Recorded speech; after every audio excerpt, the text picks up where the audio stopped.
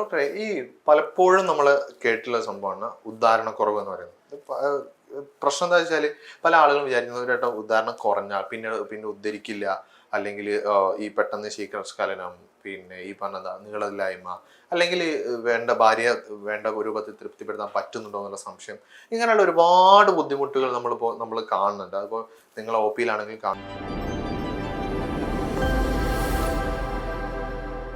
ഡോക്ടറെ ഈ പലപ്പോഴും നമ്മൾ കേട്ടിട്ടുള്ള സംഭവമാണ് ഉദ്ധാരണക്കുറവ് എന്ന് പറയുന്നത്.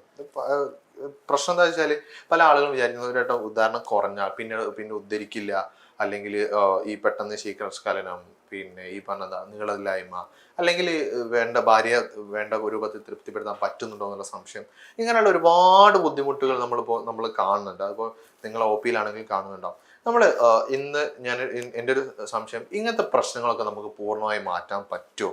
ഇത് അല്ലെങ്കിൽ ഒരു വട്ടം ഈ ഒരു പ്രശ്നം വന്നാൽ കാലാകാലം നമ്മൾ ഒന്നിനും പറ്റാതെ ഇങ്ങനെ അടിയിലായി ഇരിക്കുന്ന ഒരു അവസ്ഥയിലേക്ക് തന്നെ നമ്മൾ പോവേണ്ടി വരുമോ?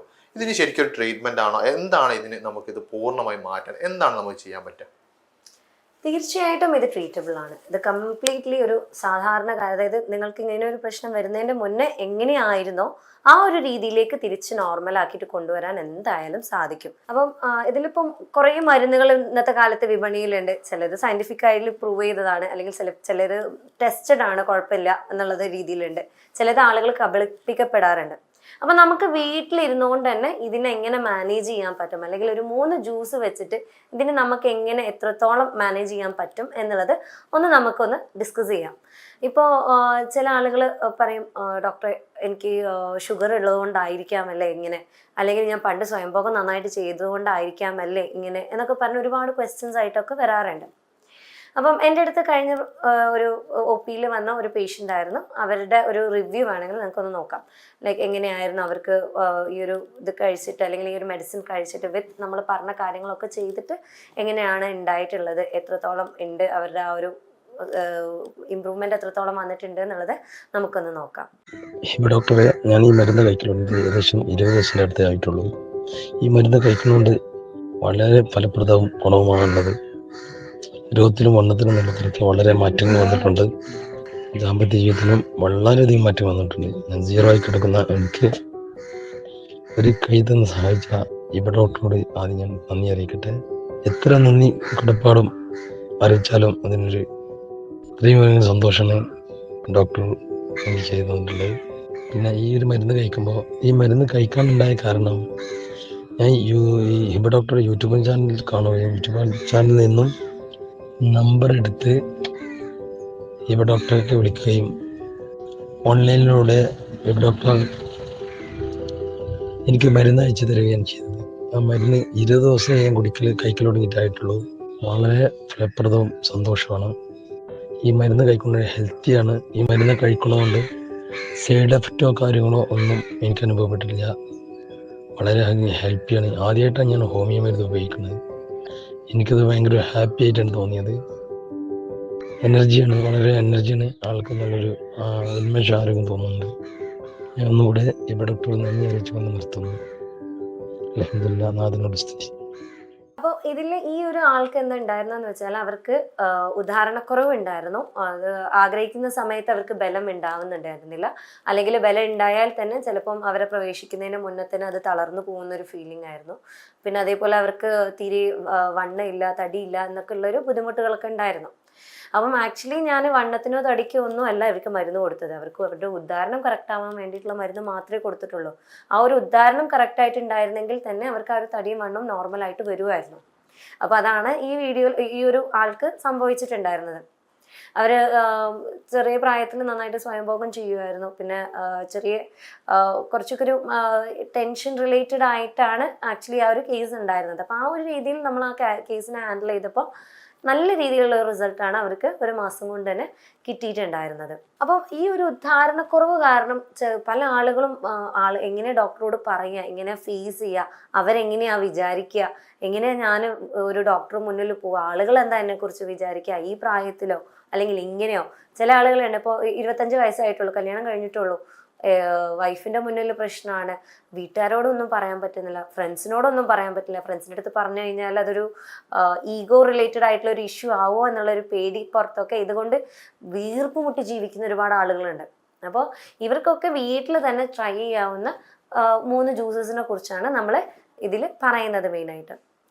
അപ്പോൾ അതിന് മുന്നേ പറയാനുള്ളത്, ഉദാഹരണക്കുറവ് എന്നുള്ളത് ശരിക്ക് 2 രീതിയിൽ തന്നെ പറയാം. അതായത് ഒന്നെന്ന് പറഞ്ഞാൽ ചിലർക്കത് തീരെ ഉദ്ധരിക്കുന്നില്ല, എന്തൊക്കെ ചെയ്തിട്ടും എങ്ങനെയൊക്കെ ട്രൈ ചെയ്തിട്ടും അവരാഗ്രഹിക്കുന്ന സമയത്ത് അവർക്ക് ഉദാഹരണമില്ല. ഓക്കെ, ഒന്നാമത്. 2 എന്ന് പറഞ്ഞാൽ അവർക്ക് ഉദ്ധരിക്കുന്നുണ്ട്, പക്ഷെ അവർ പ്രവേശിക്കുന്ന സമയത്തോ അല്ലെങ്കിൽ പ്രവേശിച്ച് ഒരു ബന്ധപ്പെടുന്നതിൻ്റെ ഇടയിലായിരിക്കാം ചിലപ്പോൾ അവരുടെ ഉദാഹരണം നഷ്ടപ്പെടുന്നത്. ഈ 2 രീതിയിലും ആളുകൾ ബുദ്ധിമുട്ടാറുണ്ട്. അപ്പോൾ അതിൻ്റെ ഒരു പ്രധാന കാരണം എന്ന് പറയുന്നത് ആ ഭാഗത്തേക്കുള്ള രക്തയോട്ടം കറക്റ്റായിട്ട് ഇല്ലാത്തത് കൊണ്ടാണ് എന്നുള്ളത് തന്നെയാണ് മെയിനായിട്ട് പറയാനുള്ളത്. അപ്പോൾ ചില പേഷ്യൻസ് വരും നമ്മളെ അടുത്ത്, ഞാൻ എല്ലാ ഭക്ഷണവും നല്ല നോക്കിയിട്ടാണ് കഴിക്കുന്നത്, ഷുഗർ ഇല്ല, പ്രഷർ ഇല്ല, കൊളസ്ട്രോൾ ഇല്ല, യൂറിക് ആസിഡ് ഇല്ല, ഞങ്ങൾ പറഞ്ഞ ഒരു രോഗങ്ങളും എനിക്കില്ല, പിന്നെ ഇതെന്തുകൊണ്ടാണ് എന്നൊരു ചോദ്യമായിട്ട്. അപ്പം ഇതിൽ ഒരു വില്ലനായിട്ട് വരാറുള്ളത് വിറ്റാമിൻ ഡി ആണ്. ബാക്കിയുള്ള എല്ലാം നമ്മൾ നോക്കും, വിറ്റാമിൻ ഡിനെ കുറിച്ച് നമ്മൾ വല്ലാണ്ട് ബോധേഡ് ആവാറില്ല. അതായത് നമ്മൾ വെയിൽ കൊള്ളാറില്ല, അല്ലെങ്കിൽ നമ്മളുടെ ഭക്ഷണത്തിലാണെങ്കിലും വിറ്റാമിൻ ഡി ഒട്ടും ഉൾപ്പെടാറില്ല. അപ്പം ഇത്തരം സാഹചര്യത്തിലും നമ്മൾക്കൊരു ഉദാഹരണക്കുറവ് ഉണ്ടാവാനുള്ള ചാൻസസ് വളരെ കൂടുതലാണ്. മറ്റൊന്നെന്ന് പറഞ്ഞാൽ എപ്പോഴും സെഡൻഡറി ആയിട്ട് ഒരേ സ്ഥലത്ത് ഇരിക്കുക, തീരെ വ്യായാമം ഇല്ലാത്ത ഒരാളാണെന്നുണ്ടെങ്കിൽ ആ ഒരാൾക്കും ഉദാഹരണക്കുറവ് ഉണ്ടാവാനുള്ള ചാൻസസ് വളരെ കൂടുതലാണ്, പ്രത്യേകിച്ച് ഒരു കാരണവും ഇല്ലാതെ തന്നെ. കാരണം ആ ഭാഗത്തേക്കുള്ള രക്തയോട്ടം കറക്റ്റ് ആയിട്ടില്ല എന്നാണെങ്കിൽ ആ ഭാഗം ഉദ്ധരിച്ച് നിൽക്കില്ല. ലിംഗത്തിന്റെ ഒരു പ്രത്യേകത എന്ന് പറഞ്ഞാൽ ലിംഗം അങ്ങനെ ഉദ്ധരിച്ച് നിൽക്കാനുള്ള ഒരു കാരണം എന്ന് പറയുന്നത് ആ ലിംഗത്തിലേക്കുള്ള കറക്റ്റ് ആയിട്ടുള്ള രക്തയോട്ടം എത്തുന്നതുകൊണ്ടാണ്. അപ്പോൾ ആ രക്തയോട്ടം കറക്റ്റായിട്ട് എത്തുന്നില്ല എന്നാണെന്നുണ്ടെങ്കിൽ ഇത്തരത്തിൽ ഉദാഹരണക്കുറവ് ഉണ്ടാവും. അപ്പം ഇങ്ങനെ ഒരു സാഹചര്യത്തിൽ നിങ്ങൾക്ക് എന്ത് എക്സസൈസ് ചെയ്യാൻ പറ്റും എന്ന് ചോദിക്കാറുണ്ട്. അതായത് ഞങ്ങൾ നടക്കാറുണ്ട്, ഞാൻ ജോഗിങ്ങിന് പോവാറുണ്ട്, ജിമ്മിൽ പോവാറുണ്ട്, അല്ലെങ്കിൽ ജിമ്മിൽ പണ്ട് പോയിരുന്നു, ഇപ്പം അങ്ങനെയില്ല, ഞാൻ വീട്ടിൽ നിന്ന് തന്നെ എക്സസൈസ് ചെയ്യാറുണ്ട് എന്ന് പറയുന്ന ആൾക്കാരുണ്ട്. ഇപ്പം എക്സസൈസിൻ്റെ കാര്യം ചോദിക്കുകയാണെന്നുണ്ടെങ്കിൽ ചിലർ പറയും ഞാൻ അല്ലെങ്കിൽ 2 പ്രാവശ്യം ആഴ്ചയിൽ ഞാൻ എക്സസൈസ് ചെയ്യാറുണ്ട് എന്ന് പറയും. അപ്പം ഇതിൽ നിങ്ങൾ നടക്കുന്നുണ്ടെങ്കിലും നിങ്ങളുടെ ജോലി ഭയങ്കരമായിട്ട് നിങ്ങൾക്ക് ഭയങ്കര എക്സേർട്ട് ചെയ്തിട്ടുള്ള ഒരു ജോലി ആണെങ്കിൽ പോലും ആ ഭാഗത്തേക്ക് രക്തോട്ടം കറക്റ്റായിട്ട് ഇല്ല എന്നാണെന്നുണ്ടെങ്കിൽ, അതായത് ലിംഗത്തിലേക്കുള്ള രക്തോട്ടം കറക്റ്റായിട്ട് ഇല്ല എന്നാണെങ്കിൽ ഉദാഹരണക്കുറവും ഉണ്ടാവാനുള്ള സാധ്യതകൾ എന്തായാലും ഉണ്ട്. ഇനിയിപ്പോൾ നിങ്ങൾ 1 മണിക്കൂർ നടക്കുകയാണെങ്കിൽ പോലും. അപ്പം ഇതിൽ നമ്മൾ മെയിനായിട്ട് ശ്രദ്ധിക്കേണ്ടത് എന്താണെന്ന് വെച്ചാൽ 2 രീതിയിലുള്ള എക്സസൈസുകളാണ്. ഒന്നെന്ന് പറഞ്ഞാൽ നമ്മൾ കീഗിൾസ് എക്സസൈസ് എന്ന് പറയും. നിങ്ങളെല്ലാവരും സുപരിചിതരായിരിക്കും ആ ഒരു എക്സസൈസുമായിട്ട്. അപ്പോൾ ഇതിൻ്റെ മെയിൻ ഫോക്കസ് എന്താണെന്ന് വെച്ചാൽ ആ ഭാഗങ്ങളിലേക്കുള്ള, അതായത് പെൽവിക് ഫ്ലോർ മസിൽസിലേക്കുള്ള രക്തയോട്ടം കൂട്ടുക എന്നുള്ളതാണ് ഈ ഒരു എക്സസൈസ് കൊണ്ട് നമ്മൾ മെയിനായിട്ട് ഉദ്ദേശിക്കുന്നത്. രണ്ടാമതായിട്ട് പറയുകയാണെന്നുണ്ടെങ്കിൽ അത് weight training exercise for abs എന്നാണ്. ഇതൊക്കെ നിങ്ങൾ നെറ്റിൽ സെർച്ച് ചെയ്ത് കഴിഞ്ഞാൽ, യൂട്യൂബിൽ സെർച്ച് ചെയ്ത് കഴിഞ്ഞാൽ ധാരാളം എക്സസൈസസ് കിട്ടും. നിങ്ങൾക്ക് നിങ്ങളുടെ ബോഡിക്ക്, നിങ്ങളുടെ ഒരു ബോഡിയുടെ പാകത്തിന് വേണ്ടിയിട്ട് ചെയ്യാൻ പറ്റുന്ന രീതിയിലുള്ള എക്സസൈസുകൾ നിങ്ങൾ എടുത്ത് ചെയ്യുക എന്നുള്ളതാണ്. അപ്പം ഈ വെയിറ്റ് ട്രെയിനിങ്, അപ്പം വയറിനുള്ള എക്സസൈസ് ചെയ്തുകൊണ്ട് എന്താ ഡോക്ടറെ എന്ന് ചോദിക്കാറുണ്ട്. അപ്പം ഇതിലെന്താണെന്ന് വെച്ചാൽ നമ്മൾ ചില ആളുകൾ ചെവി ആട്ടുന്നത് കണ്ടിട്ടുണ്ടാവും. അപ്പോൾ ആനേൻ്റെ ഒക്കെ ചെവി ആട്ടുന്ന പോലെ തന്നെ ചില ആളുകൾക്ക് ഈ ചെവി ഇളക്കാനുള്ള ഒരു പ്രത്യേക കഴിവുണ്ട്. അത് ആക്ച്വലി പ്രത്യേക കഴിവല്ല, അത് അവർ ഉണ്ടാക്കിയെടുക്കുന്ന കഴിവാണ്. അതായത് എല്ലാവർക്കും ഈ ഒരു ഭാഗത്ത് ചെറിയൊരു കൺട്രോൾ ഉണ്ട്, വളരെ ചെറിയൊരു കൺട്രോൾ. അത് ചില ആളുകൾ അത് ഇരുന്ന് അതിലേക്ക് കോൺസെൻട്രേഷൻ കൊടുത്ത് അതിനെ ട്രെയിൻ ചെയ്തിട്ടാണ് ആ ഒരു ഭാഗത്തിനെ ഇളക്കിക്കൊണ്ടിരിക്കുന്നത്. അതായത് ആ ഒരു മൂവ്മെന്റ് അവരുടെ കൺട്രോളിൽ വരുത്തുന്നത്. അപ്പം അത് പറയാനുള്ള കാരണം എന്താ, അതൊരു ഉദാഹരണമായിട്ട് പറഞ്ഞാൽ നമ്മളൊരു കോൺസ്റ്റന്റ് ട്രെയിനിങ് ഒരു ഭാഗത്തിന് കൊടുത്തു കഴിഞ്ഞാൽ ആ ഒരു ഭാഗത്തിന്റെ ഒരു കൺട്രോൾ നമുക്ക് കിട്ടും എന്നുള്ളത്, പ്രത്യേകിച്ച് ഒരു ചെറിയ കൺട്രോളുള്ള ഭാഗമാണെന്നുണ്ടെങ്കിൽ. അപ്പം ലിംഗത്തിന്റെ ഒരു കേസ് പറയുകയാണെന്നുണ്ടെങ്കിൽ ലിംഗത്തിന്റെ ഒരു ഭാഗത്ത് നമുക്ക് കൺട്രോൾ ഉണ്ട്, മറ്റൊരു ഭാഗത്ത് നമുക്ക് കൺട്രോൾ ഇല്ല. ചില മസിൽസിൽ നമ്മളുടെ ഇപ്പം നമ്മൾ കൈ ഇളക്കുന്നത് പോലെയുള്ള കൺട്രോൾ, നമുക്ക് കൈ എടുക്കണം, കൈ വെക്കണം എന്നൊക്കെ ഉള്ള നമ്മളുടെ ഓൺ കൺട്രോളിലാണ് നമ്മുടെ കൈ കിടക്കുന്നത്, കൈയിൻ്റെ മസിൽസ് കിടക്കുന്നത്. പക്ഷെ നമ്മളുടെ ഹാർട്ടിന്റെ ബീറ്റ്, നമ്മളെ ഹൃദയം ഇത്ര മിടിപ്പ്, ഇത്ര സെക്കൻഡിൽ ഇത്ര മിടിക്കണം, അല്ലെങ്കിൽ ഇങ്ങനെ മിടിക്കണം എന്നൊന്നും നമുക്ക് കൺട്രോൾ ചെയ്യാൻ പറ്റില്ല. അപ്പം ഇതേപോലെ 2 രീതിയിലുള്ള കൺട്രോളാണ് നമ്മളുടെ ലിംഗത്തിനുള്ളത്. അപ്പം ഈ കൺട്രോളുള്ള ഭാഗം, അല്ലെങ്കിൽ നമ്മൾക്ക് കൺട്രോളുള്ള ആ ഒരു മസിൽസിനെ നമുക്ക് നല്ല രീതിയിൽ ഒന്നും കൂടെ നമ്മളുടെ പരിധിയിൽ വരുത്താൻ ഹെൽപ്പ് ചെയ്യുന്നതാണ് ഈ ഒരു അബ്ഡോമിനൽ മസിൽസിന്റെ എക്സസൈസ് എന്ന് പറയുന്നത്, അതായത് വെയിറ്റ് ട്രെയിനിങ് എക്സസൈസ് എന്ന് പറയുന്നത്. അപ്പോൾ ഇത് തുടർച്ചയായിട്ട് നിങ്ങളൊരു 3/4 മണിക്കൂറെങ്കിലും ദിവസവും ചെയ്യുന്നുണ്ട് എന്നുണ്ടെങ്കിൽ വളരെ ഹെൽപ്ഫുൾ ആയിരിക്കും. അപ്പം ഇത് 3/4 മണിക്കൂർ എന്ന് പറയുന്ന ഒരു ദിവസം കൊണ്ട് തന്നെ നിങ്ങൾ 3/4 മണിക്കൂർ ചെയ്യുക എന്നുള്ളതല്ല, നിങ്ങൾ കൺസിസ്റ്റൻ്റ് ആയിട്ട് ചെയ്യുക. ഇപ്പോൾ ഇന്നൊരു 5 മിനിറ്റ് ചെയ്യുകയാണ്, നാളെ ഒരു 10 മിനിറ്റ് ചെയ്യുകയാണ്, അതങ്ങനെ സമയം കൂട്ടി കൂട്ടി നിങ്ങൾ ഡെയിലി ചെയ്യുന്നുണ്ട്, ഡെയിലി 3/4 മണിക്കൂർ 2 എക്സസൈസും കൂടെ ചെയ്യുന്നുണ്ട് എന്നുള്ള രീതിയിലേക്ക് വരുത്തുക. അല്ലാതെ ഒറ്റയടിക്ക് 3/4 മണിക്കൂർ ചെയ്തു പിറ്റത്തെ ദിവസം പിന്നെ കുറേ ദിവസത്തേക്ക് കയ്യും കാലും വേദനിച്ച് ഒന്നും ചെയ്യാതിരിക്കുന്നതുകൊണ്ട് ഇതിലൊരു കാര്യം ഉണ്ടാവില്ല. നമ്മൾ കൺസിസ്റ്റൻ്റ് ആയിട്ട് ചെയ്യുകയാണെന്നുണ്ടെങ്കിൽ അതിൻ്റെതായ റിസൾട്ട് നമ്മൾക്ക് എപ്പോഴും നമ്മളുടെ ഒ പിയിൽ കണ്ടിട്ടുണ്ട്. അതായത് ഇപ്പോൾ പേഷ്യൻസ് വരുമ്പം മാറ്റം ഉണ്ടെന്ന് പറയുന്ന പേഷ്യൻസിനോട് ചോദിക്കുകയാണെന്നുണ്ടെങ്കിൽ അവർ കറക്റ്റായിട്ട് അത് ചെയ്തിട്ടുണ്ടാവും. മാറ്റം ഇല്ല എന്ന് പറയുന്ന പേഷ്യൻസിന് അവർ മരുന്നുമ മാത്രം ആശ്രയിച്ച് നിൽക്കുന്ന ആളുകളാണ്. ആ സാഹചര്യത്തിൽ എപ്പോഴെങ്കിലുമൊക്കെ ആയിട്ടാണ് ഡോക്ടറെ ഞാൻ എക്സസൈസ് ചെയ്തിരുന്നത് എന്നുള്ളത് കേട്ടിട്ടുണ്ട്.